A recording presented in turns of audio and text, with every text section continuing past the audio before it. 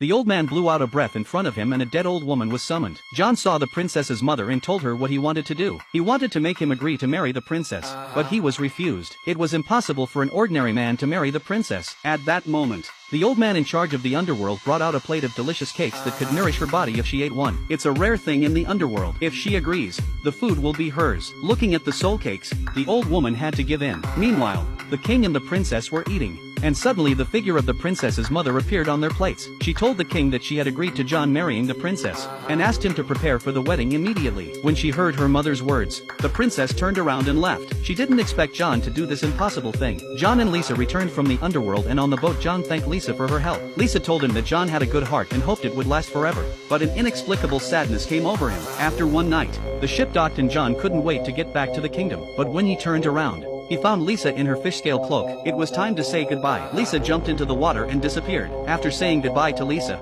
John ran happily into the kingdom to see the princess. But as soon as she saw him, she ordered her men to arrest him. She didn't want to marry him. John was blindfolded and was about to be executed. Just then, Lisa arrived.